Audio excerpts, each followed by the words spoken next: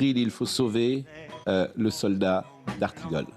Parce qu'il nous regarde tout le temps. Il vient de m'envoyer un petit message et il faut lui mettre dans votre émission, cher Cyril, un récepteur avec CNews devant lui, qui puisse nous regarder. Parce que là, il nous a écrit à l'instant, un chroniqueur de HD Pro, en l'occurrence c'est vous, évoque la figure de Marie-France Garot, qui forma avec Pierre Juillet un duo de haut vol, les Diaboliques. La citation sur l'odeur du Marocain visait de mémoire les centristes. Je pense qu'il a raison en plus. Il a raison, oui. Les centristes vont où est le gouvernement? Ils se rallieront, on ne disait pas encore, l'extrême centre. Donc d'abord, je salue Olivier d'Artigol, qui est toujours des avis éditorialiste remarquable, bien sûr, et qui a été si présent avec nous, et si longtemps, et on le salue, et ça nous fait plaisir qu'il nous écoute. Mais c'est vrai qu'il faut l'aider. Il faut l'aider parce qu'il souffre. Mais il est sûrement bien chez Cyril, mais il souffre. Donc si on peut lui mettre un écran de contrôle pendant l'émission, je ne doute pas que ce soir, notre ami Cyril nous en parle. Et Gabriel... Le Cornu n'est pas centriste ? Mais non, il est... Sébastien Lecornu, il est... Ce que vous avez dit, là, sur le flacon. Il épousera... il est le liquide qui épouse tous les flacons. Alors, sauf sans doute à LFI. Il n'ira pas travailler avec Jean-Luc Mélenchon. Mais autrement, tu lui mets Attal, tu lui mets Retailleau, tu lui mets François Hollande, tu lui mets... Tout ça, c'est compatible. Il est centriste. Parce que C'est la définition que donnait De Gaulle. Le radis, vous savez. Le radis. Le radis. Centriste.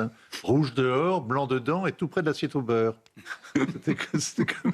C'est génial, ça. Ah, c'est un radis, alors. Mais l'autre jour, j'avais vu avec un poireau dans son cabas.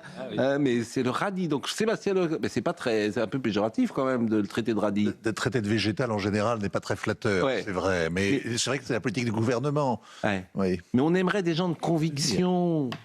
On aimerait des gens voilà, qui ont quelque chose. On lui a demandé d'être le paratonnerre d'Emmanuel Macron pendant un an. Hein. Donc lui, il s'exécute. Mais je me fais l'avocat de Sébastien Lecornu. Oui, mais il prend les coups à la place du président. Nous, pendant ce temps-là, on ne parle pas de la démission du chef de l'État. C'était un gros sujet, rappelez-vous. Maintenant, mais je trouve ça désolant parce que c'est en fait tous ces gens depuis des années, la parole politique. C'est pour ça que les gens n'y croient plus. Ils sont dégoûtés de ce monde. Dégoûtés de ce monde. Ils n'y croient plus. Et ça, je trouve ça triste. Et après, tu as M. Copé qui vient nous expliquer les populistes. Bon, c'est un peu court quand même. C'est un petit peu court, jeune homme. Gabriel Attal, justement, puisqu'on parle d'un jeune homme, dans une interview au Point, Gabriel Attal veut donc montrer, après avoir gouverné, que... alors, il y a des phrases fortes, hein, et ce n'est pas une petite affaire de se présenter à la présidentielle. Je ne serai jamais dans une candidature de manœuvre. C'est formidable. J'adore les dénégations, moi. Ou du quart d'heure de gloire. J'adore les dénégations. Parce que c'est l'exact contraire, évidemment. Il y a 2 ans, je n'aurais jamais... je n'aurais pas pu répondre à cette question il y a 2 ans. Tu penses qu'à ça depuis 2 ans. Depuis, j'ai réfléchi. À mon avis, ça doit être très rapide. J'ai eu l'expérience de gouverner le pays. Je pense aujourd'hui savoir comment il faut le présider. Alors, cette phrase... Et qui nous explique comment, surtout, ou plutôt, il pense, mais je voudrais qu'il nous dise comment le présider. Il fait un meeting le 30 mai, c'est là où il va annoncer officiellement sa candidature. J'ai les idées claires pour la France. Nous avons beaucoup agi ces 10 dernières années. Ah bon ? Mais il est vrai que le partage du pouvoir est l'une des promesses les plus déçues du macronisme. Nous avons beaucoup agi ces 10 dernières années. Et c'est une catastrophe. Il n'y a pas un truc qui marche. Tout est de pire en pire. C'est ça qui est formidable. Ça n'a pas été le cas. Ils ont perçu une gestion finalement assez classique et trop verticale du pouvoir. C'est pas ça. On veut des résultats. On s'en fiche de la gestion verticale ou pas du pouvoir. Il veut être président. Il veut pas être Premier ministre. Alors, je voudrais moi aussi faire l'avocat de M. Attal. Très bien. Parce que je l'ai rencontré dans le cadre d'un dîner qui est organisé par un cercle d'avocats qui s'appelle le Cercle de Harley, qui invite régulièrement des personnes publiques, Driancourt, l'ancien ambassadeur de France à Alger, et c'était Gabriel Attal. C'est un cercle qui est présidé par le remarquable bâtonnier Castelin, en copilote avec l'actuel bâtonnier de Gauss. Non, mais c'est la vérité qui donne un truc. Et l'invité, c'était M. Attal. Alors, il ne connaît pas les questions qui sont faites par les avocats, qui vont être posées par les avocats. C'est un dîner et il est présenté par justement les bâtonniers. Et ensuite, il doit répondre aux questions. Donc le club, il est plutôt libéral économiquement et assez conservateur sur les valeurs sociétales, hein, pour vous donner quand même un peu le prisme des avocats. Et il a parlé... Alors, c'est un bel homme. Il est très élégant. Il a parlé plus d'une demi-heure sans notes. Tous les sujets qu'il a abordés, il les connaissait. C'est-à-dire qu'il n'a fait aucune langue de bois. Et je peux vous assurer, en tous les cas, moi, c'est l'impression qu'il m'a donnée. Ce ne sont pas mes idées, mais c'est l'impression qu'il m'a donnée. En tous les cas, il a bossé. Hein. Il a bossé et il n'y va pas pour faire, entre guillemets, un second rôle.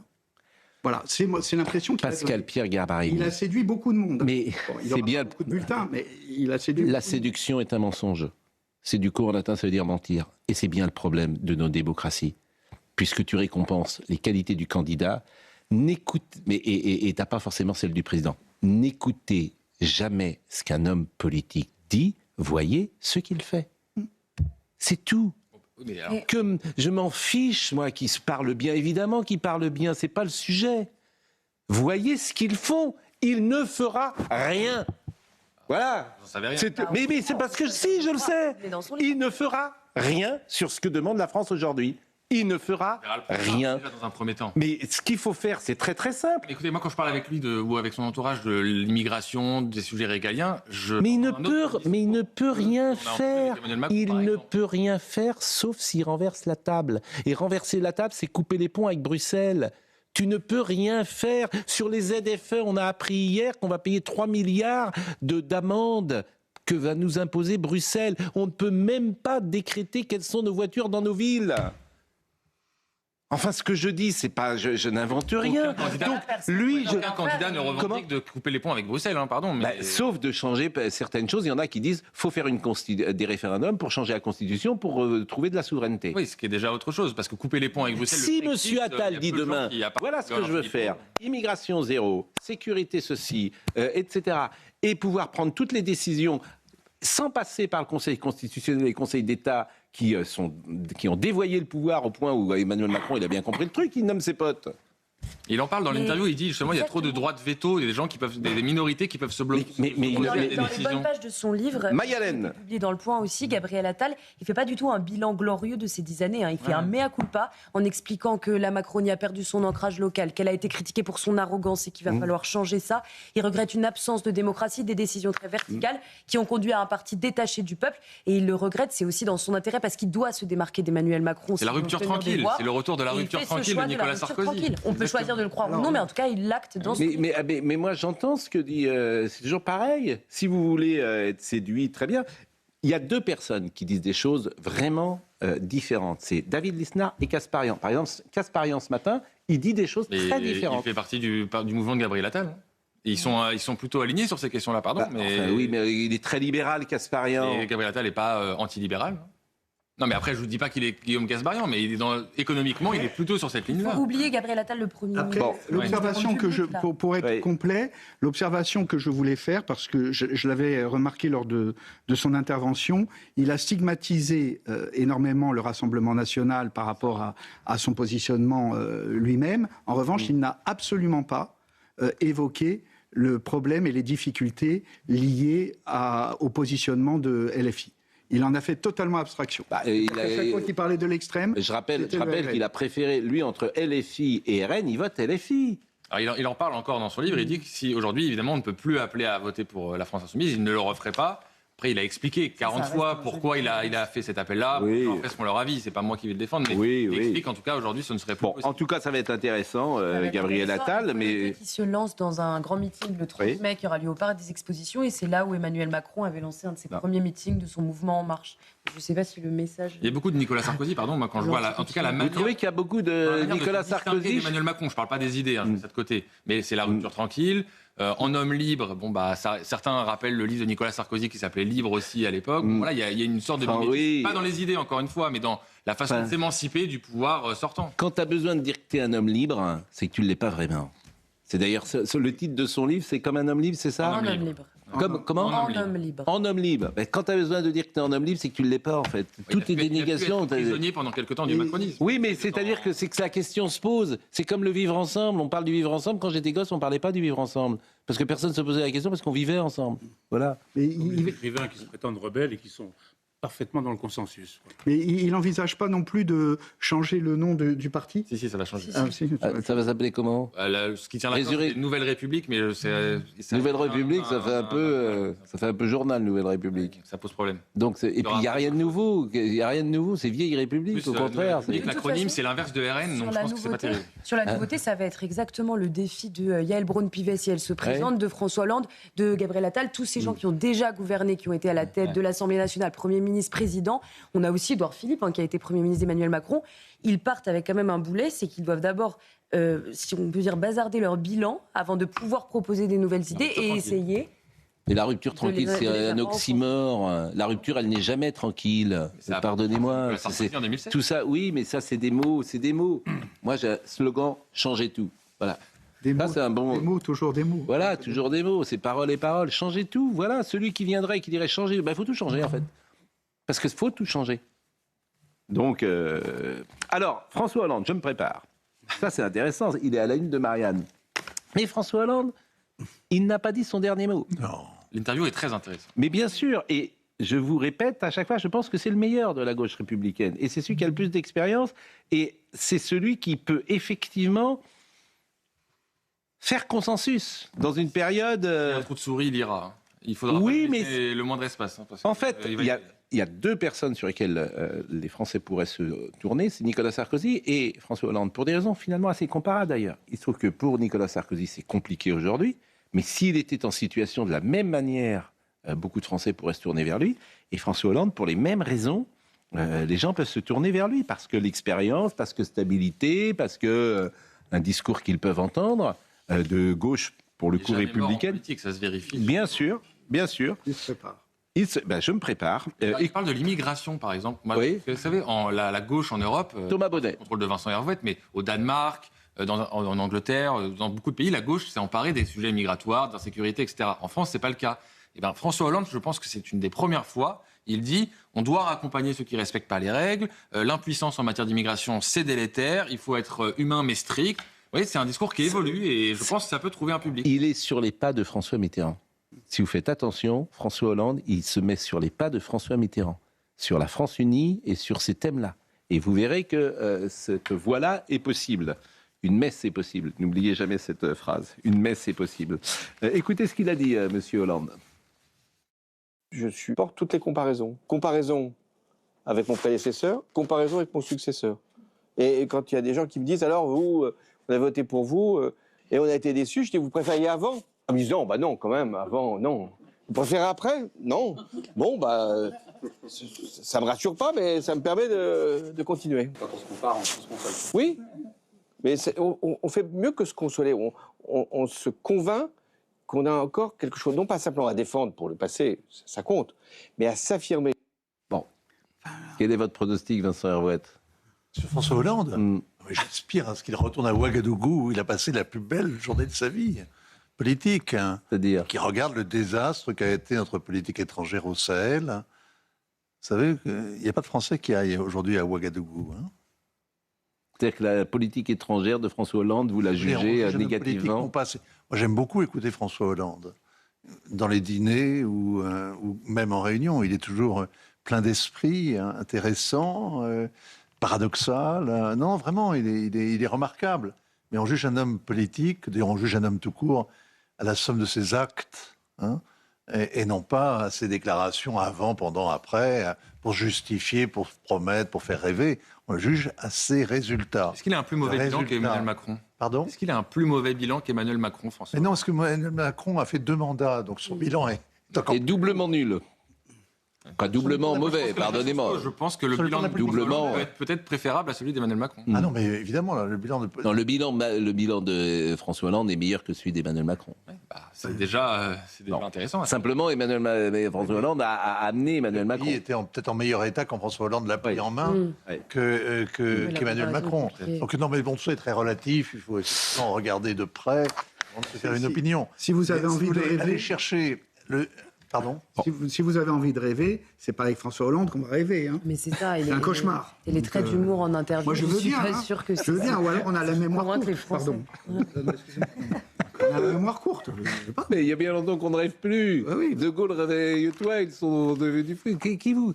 C'est pour ça d'ailleurs que tout le monde se présente. Tiens, écoutez, Madame Braun-Pivet. Elle dit il y a que des machos, mais tout le monde se présente, tout le monde a sa chance en fait. Un argument tellement fort. Quoi? Que Madame Braun-Pivet, ah oui, elle a dit. Je suis d'accord avec vous, on en est là. Ouais, non, c'est formidable. Madame c'est vraiment nouveau. Bien sûr, elle a dit il y a des machos. Écoutez, Madame Braun-Pivet. Puis elle a des. Oui. Je pense que le moment venu, je n'hésiterai vraiment pas à dire que ça m'intéresse ou que ça ne m'intéresse pas. Maintenant, je crois que ce moment n'est pas venu.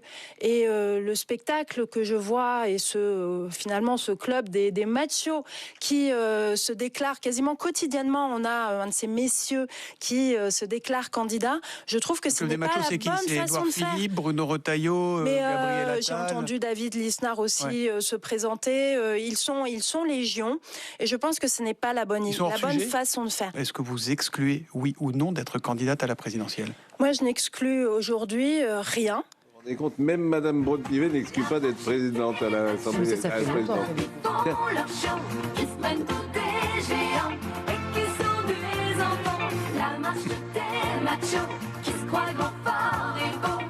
Mais c'est un peu un des drames d'avoir donné des statuts considérables à des personnalités politiques qui n'ont pas forcément l'ampleur et l'envergure qu'on pourrait attendre. Madame Braun-Pivet, elle a été élue 2 fois présidente de l'Assemblée nationale dans des circonstances sur lesquelles on pourrait revenir. Parfois, ça s'est joué quand même à très peu de choses. Et ça lui donne, en tout cas, elle pense que ça lui accorde un statut et une parole. On va se dire les choses. Je pense qu'il n'y a personne en France qui attend la candidature de Mme Braun-Pivet à l'élection présidentielle. Non, mais, pas gentil. Non, mais il n'y a pas un élan autour de sa personnalité. Je suis désolé. Ça, c'est un propos sexiste. Non, mais c'est pas une question de. Elle n'a jamais émis des idées qui sont disruptives par rapport à ce qu'on entend ailleurs dans le macronisme. Oui, mais elle a dit que c'était des machos. Pascal Pierre Garbarini. Est-ce que dans le fait de dire les machos, est-ce qu'elle n'est pas en train de suggérer l'idée qu'il faudrait également une parité dans les candidatures à la présidentielle? D'abord, c'est pas possible, ça, j'imagine, mais tout est possible aujourd'hui. Hein. Tout est possible, mais je vois pas comment on peut faire une... qui vont peut-être se présenter à l'élection présidentielle. Elle pourra voter pour elle. Exactement. Depuis l'élection de Ségolène Royal, il n'y en a pas eu d'autres. Hein. On referme le chapitre politique qui nous a bien aujourd'hui occupés. Et je vais vous faire écouter évidemment ce sujet dramatique. Et c'est Nicolas Hetz, qui est le procureur de la République de Mulhouse, qui a tenu une conférence de presse hier concernant l'enfant de 9 ans, retrouvé nu et dénutri dans une camionnette de Hagenbach dans le Haut-Rhin. À chaque fois, on se dit comment est-ce possible ? Qu'ont fait les services sociaux, qu'ont fait les écoles, l'école, pour savoir que ce garçon n'était plus à l'école, qu'a fait la mère ? Effectivement, qui est une question, parce qu'il était avec son père et sa belle-mère. Donc je vous propose de voir le sujet de Mathilde Ibanez.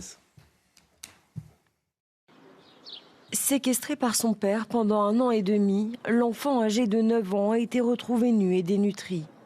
Un très long calvaire détaillé par Nicolas Hetz, procureur de la République. Sur son quotidien, il expliquait que son père lui apportait de l'eau et de la nourriture 2 fois par jour, en général des aliments froids.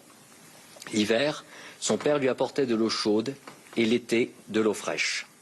Il disposait d'un baluchon de vêtements et il devait uriner dans des bouteilles vides. Son père vidait régulièrement les déchets. L'enfant indiquait cependant que son papa ne lui lavait plus les vêtements et qu'il n'avait plus de pyjama.